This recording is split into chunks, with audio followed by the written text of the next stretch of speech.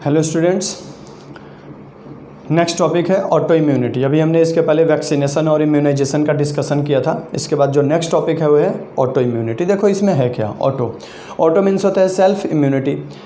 एक चीज़ और बताया था कि हमने इसके इम्यून जब पढ़ाया था तभी कि हमारी जो बॉडी सेल्स होती है या हमारे बॉडी के जो सोल्जर्स होते हैं, आर्मीज होती हैं, जिसको हम बोलते हैं लिम्फोसाइट्स। ठीक है, ये लिम्फोसाइट्स में बताया था कि दो लिम्फोसाइट्स होते हैं, एक टी और दूसरे बी। तो जो टी सेल होते हैं ये बनाते हैं सेल मीडिएटेड इम्यून सिस्टम। बताया था मैंने कि जो टी सेल होते हैं इसके 4 टाइप्स हो जाते हैं। एक बताया था हेल्पर, दूसरा बताया था किलर या साइटोटॉक्सिक, तीसरा बताया था मेमोरी और चौथा सप्रेसर। ये 4 तरह के टी सेल होते हैं और ये चारों मिल करके जिस इम्यून सिस्टम को बनाते हैं जिस उसको बोलते हैं सेल मीडिएटेड इम्यून सिस्टम। दूसरा बताया था मैंने बी सेल। बी सेल के भी 2 टाइप्स होते हैं, एक होता है प्लाज्मा बी सेल और दूसरी होती है मेमोरी बी सेल। अब देखो इनमें क्या होता है, ये प्लाज्मा बी सेल जब भी एंटीबॉडी बनाएगा तो इसके बताया था कि प्लाज्मा बी सेल के ऊपर रिसेप्टर्स लगे होते हैं। ये रिसेप्टर की खासियत होती है कि इनके पास डिस्टिंग्विश कैपेसिटी होती है between self and non self, यानी सेल्फ प्रोटीन को, हमारी सेल्फ बॉडी सेल को ये डिस्ट्रॉय नहीं कर सकते। इनके पास आइडेंटिफिकेशन पड़ा हुआ है, इनके ऊपर रिसेप्टर्स लगे हुए हैं कि दिस इज सेल्फ, और दूसरे क्या हैं, दिस इज नॉन सेल्फ। यानी जो रिसेप्टर लगे हैं वो पहचान लेते हैं कि हमारी बॉडी सेल है, ये हमारी बॉडी सेल नहीं है। तो ये बोला जाता है कि our immune system has unique properties that it differentiate between self and non self. This differentiation help to recognize or differentiate between foreign particles or antigens or pathogens and our self body cells. This phenomenon of recognition power make our immune system क्या कहोगे, different from other। ये जो होता है हमारी immune system को एक मतलब यूनिकनेस देता है कि ये इसके पास रिकॉग्निशन पावर होता है कि ये सेल्फ और नॉन सेल्फ को आइडेंटिफाई कर सके। Those condition in which our immune system get lost the capacity of recognition between self and non-self, after the loss of this क्या कहेंगे condition, our immune system destroys self cell or self protein that cause a severe or critical or some abnormalities or some malfunctioning. These conditions are called autoimmunity। हमारी body cells में जब self और non self का recognition power ख़त्म हो जाएगा तो ये हमारी सेल्फ सेल को डैमेज करना शुरू कर देगी। जब सेल्फ सेल डैमेज होने लगेंगे उस कंडीशन में हमारे बॉडी में कोई ना कोई प्रॉब्लम्स या कोई ना कोई एबनॉर्मलिटीज या कोई ना कोई क्रिटिकल कंडीशन डेवलप होने लगेंगे। Such conditions are called auto immunity. इसी को हम क्या बोलते हैं, ऑटो इम्यूनिटी बोलते हैं।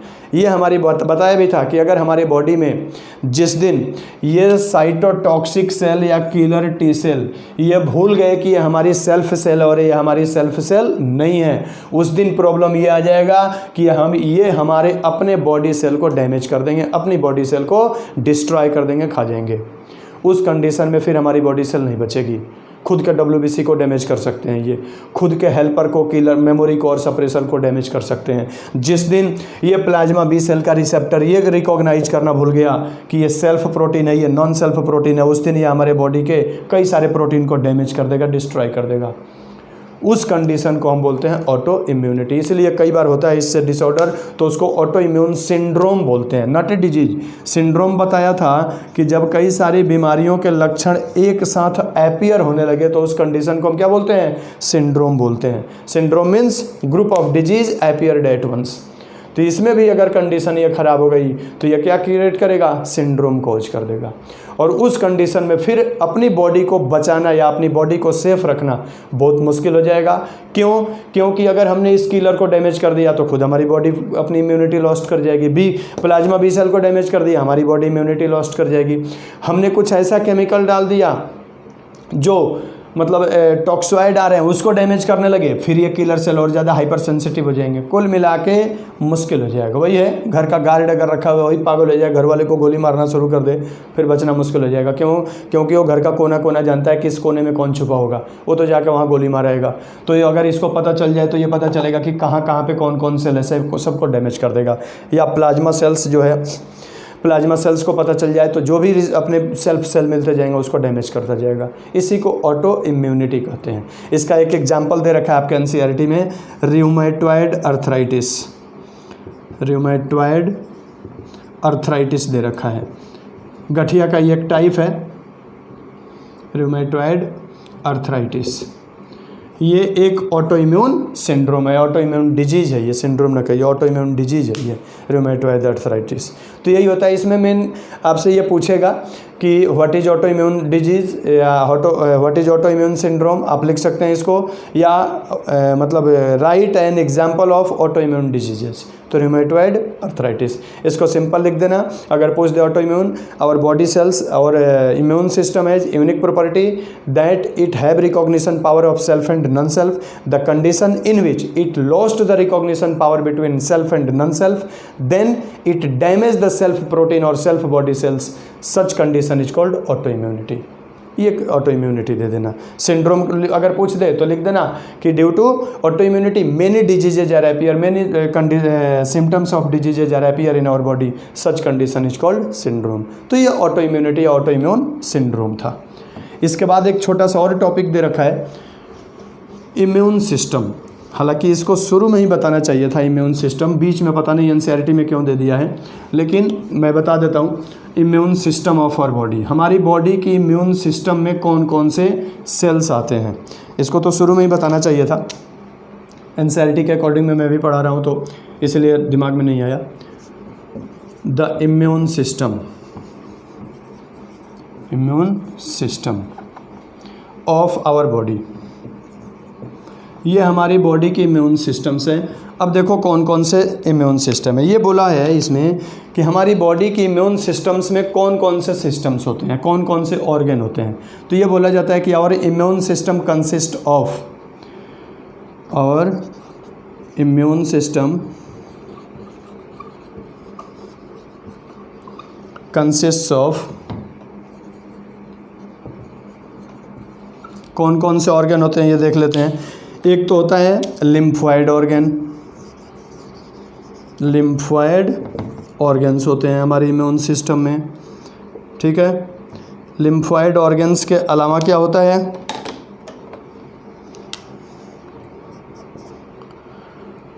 लिम्फॉइड टिश्यूज होती है, लिम्फॉइड टिश्यूज होते हैं। इसके अलावा क्या होता है, तो सेल्स होते हैं। कौन कौन से सेल्स हैं, तो बी एंड टी सेल्स। और इसके अलावा मतलब प्लाज्मा सोल्यूबल प्रोटीन्स होती है जिसको बोलते हैं एंटीजन्स, प्लाज्मा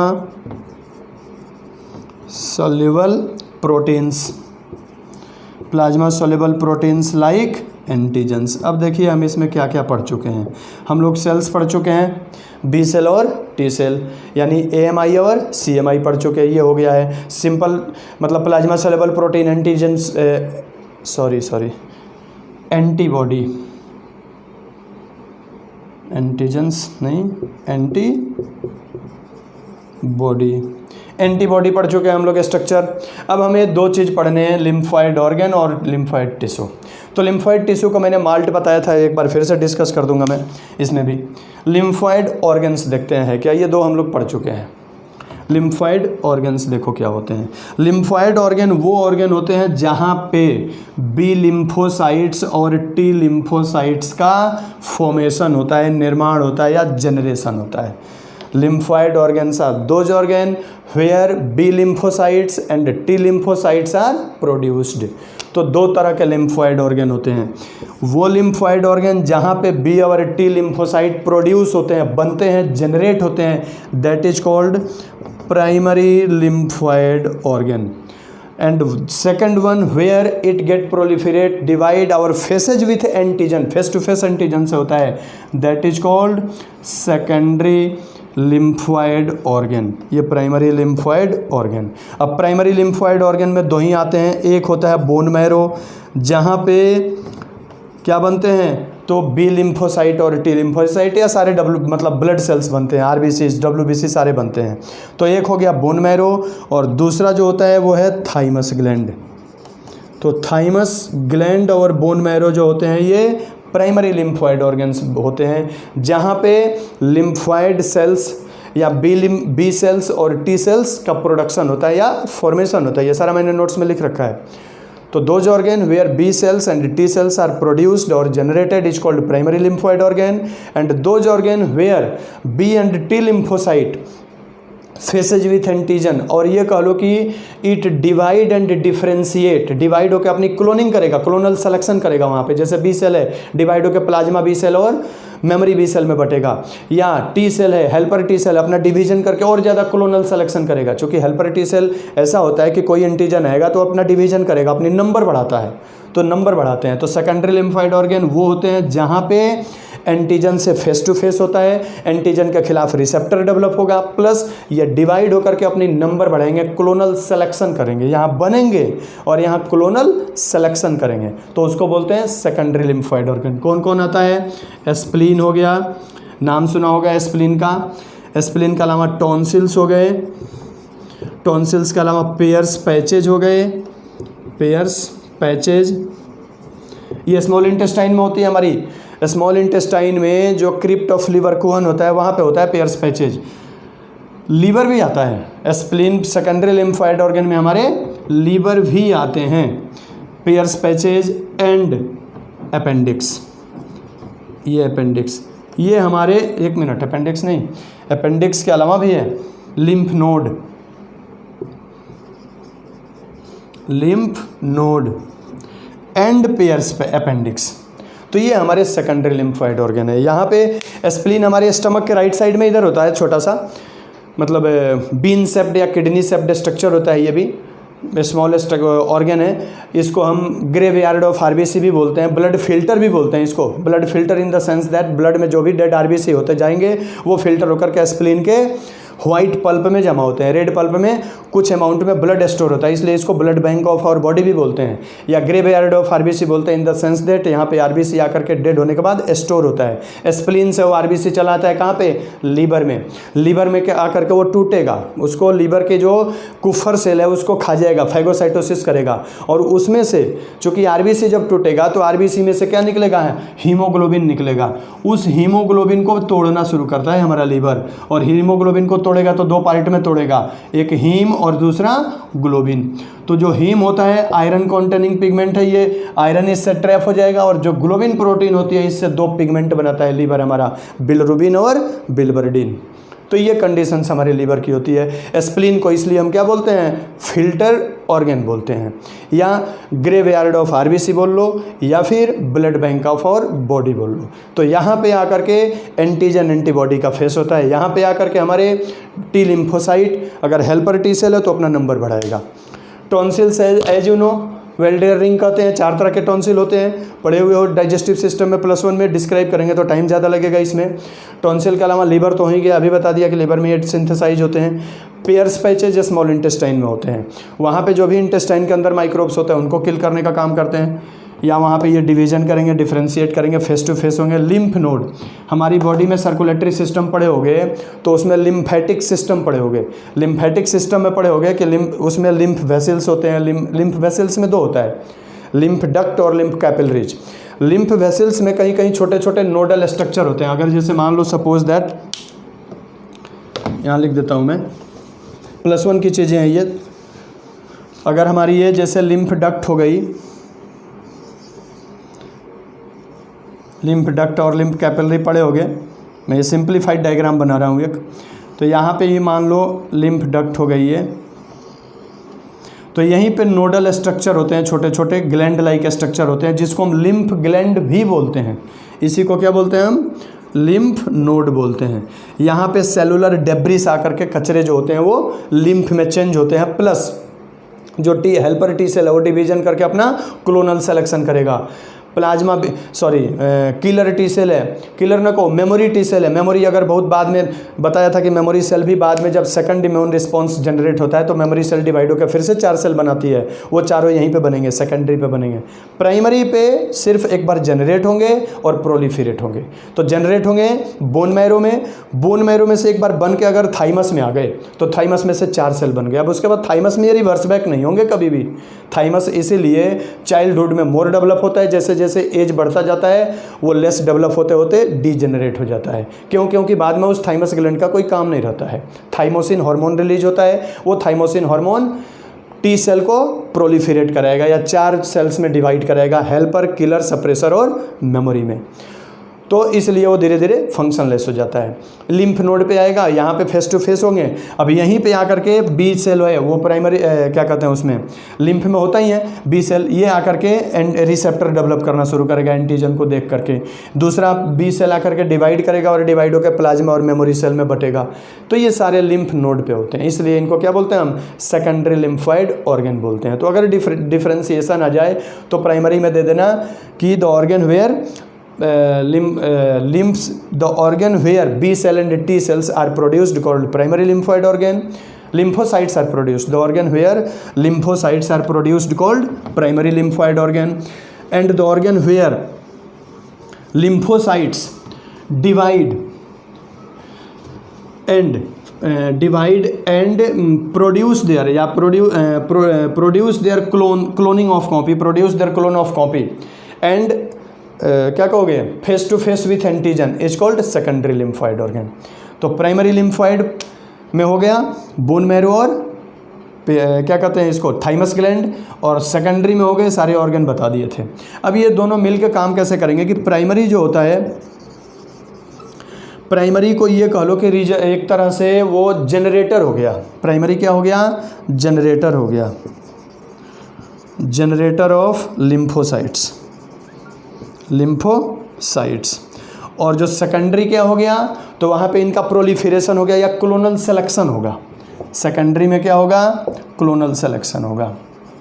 क्लोनल सिलेक्शन के अलावा क्या होगा? Face to face with antigen या bind with antigen, bind with antigen. Antigen से मुलाकात यहीं पे होगी इसकी। जब एक बार एंटीजन से मुलाकात हो गई उसके बाद मेमोरी सेल बन गया, जो भी फाइटिंग होना था टेम्पोरली हो गया, उसके बाद हमारी जो बॉडी होगी वो सेकेंडरी इम्यून रिस्पॉन्स जनरेट कर लेगी। तब प्राइमरी का कोई रोल नहीं रहेगा, फिर क्या होगा? सेकेंडरी का रोल आएगा। अब मान लो रिजर्व ये प्राइमरी जो हो गई प्रोडक्शन, मान लो जो लिम्फॉइड और लिम्फोसाइट बने वो ख़त्म होते गए। जैसे आज जो लिम्फोसाइट बने एक फिक्स डेट है, जैसे मान लो ये क्या कहते हैं बी लिम्फोसाइट और टी लिम्फोसाइट है ब्लड में, जैसे 8 घंटे घूमते हैं बी लिम्फोसाइट, उसके बाद वो किस में चेंज हो जाते हैं? बी लिम्फोसाइट और टी लिम्फोसाइट। मैक्रोफेज है मोनोसाइट, सॉरी मोनोसाइट की बात करते हैं। मोनोसाइट है 8 घंटे तक रहा, उसके बाद वो चेंज होकर चला गया मैक्रोफेज में। अब मैक्रोफेज के रूप में वो 3 से 4 हफ्ते रहेगा, उसके बाद खत्म हो जाएगा, फिर मैक्रोफेज बनेगा। इसमें भी जो बी लिम्फोसाइट टी लिम्फोसाइट बन गई कुछ दिन बाद खत्म हो जाएंगे, फिर नया बनेगा। नया बनते जाता है, आगे चल के ख़त्म होता जाता है। प्राइमरी हरदम प्रोड्यूस करते रहती है, ऐसा नहीं है प्राइमरी बाद में बंद हो जाती है। थाइमस का इसलिए यूज़ नहीं होता क्योंकि बाद में मेमोरी सेल आते जाता है, जब मेमोरी सेल आते जाएगा तो थाइमस का कोई खास रोल नहीं रहेगा। तो ये प्राइमरी और सेकेंडरी इम्यून लिम्फॉइड ऑर्गन्स होते हैं। इसमें आप ज़्यादा एक तो डिफिनीशन याद रखिए और दूसरा डिफरेंशिएशन याद रखिए, दोनों में डिफरेंस क्या है और दोनों का एग्जाम्पल्स याद रखिए, प्राइमरी और सेकेंडरी लिम्फॉइड ऑर्गन्स के। इसके बाद बताया था मैंने लिम्फॉइड टिश्यू। तो लिम्फॉइड टिश्यू वो टिश्यू होते हैं जहाँ पे हमारे मतलब क्या कहते हैं लिम्फ का ये कह लो ना कि एंटीजन के साथ, वो टिश्यू जहाँ पे लिम्फ का एंटीजन के साथ फेस टू फेस होता है लिम्फॉइड टिश्यू। जैसे एग्जांपल के तौर पे बताया था मैंने MALT malt, mucosal associated lymphoid tissue, lymphoid tissue. अब हमारे बॉडी में जैसे गैस्ट्रो इंटेस्टाइनल ट्रैक्ट हो गई, हमारे बॉडी की गैस्ट्रो इंटेस्टाइनल ट्रैक्ट हो गई।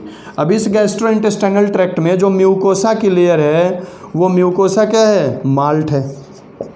हमारी रेस्पिरेटरी ट्रैक्ट में जो म्यूकोसा है वो क्या है, माल्ट है। हमारे जेनिटल ट्रैक्ट में जो म्यूकोसा है वो क्या है, माल्ट है। तो ये सब माल्ट होते हैं। यहाँ पे लिम्फ कैपिलरीज होती है जिसमें स्क्वीज होकर के, अब जैसे म्यूकोसा है, ये लिम्फ डक्ट हो गया, ये लिम्फ कैपिलरीज हो गई, ये वाला हो गया लिम्फ डक्ट, ये +1 में पड़े हो गए, और ये हो गई लिम्फ कैपिलरीज। लिम्फ कैपिलरीज की खासियत होती है कि आगे से ब्लंटेड होती है, ब्लड कैपिलरी आगे से इंटरकनेक्टेड होती है। अब यहाँ पे मान लो सपोज दैट ये म्यूकस लेयर है, अब ये म्यूकोसा की लेयर है, इस म्यूकोसा में कोई भी एंटीजन आएगा जब यहाँ पे, तो ये एंटीजन आकर के यहाँ से स्क्वीज होकर के घुस जाएगा किस में, लिम्फ में। अब लिम्फ में इसका मुलाकात होगा किससे, तो मैक्रोफेजेज से। मैक्रोफेज यहीं पे पड़े रहते हैं। अब ये मैक्रोफेजेज से मुलाकात हो जाएगा, या इसमें मैक्रोफेजेज से मुलाकात होगा, हेल्पर टी सेल से मुलाकात होगा, प्लाज्मा बी सेल से मुलाकात होगा, जिससे फेस टू फेस होगा, उसके बाद ये इम्यून रिस्पॉन्स यहीं से जनरेट होना शुरू होगा। तो ये माल्ट होते हैं हमारे बॉडी के। अप्रॉक्सीमेटली 50% जो इम्यून सिस्टम है वो माल्ट बनाने का काम करते हैं। पूरी बॉडी में हमारे जहाँ से भी एंट्री होती है वो माल्ट के थ्रू होती है, यहीं से इम्यून रिस्पॉन्स जनरेट होती है। ये यहाँ पे इम्यून सिस्टम ख़त्म हुए। इसके बाद नेक्स्ट टॉपिक हम लोग इम्यूनिटी से ही रिलेटेड है, अगले टॉपिक को स्टार्ट करेंगे।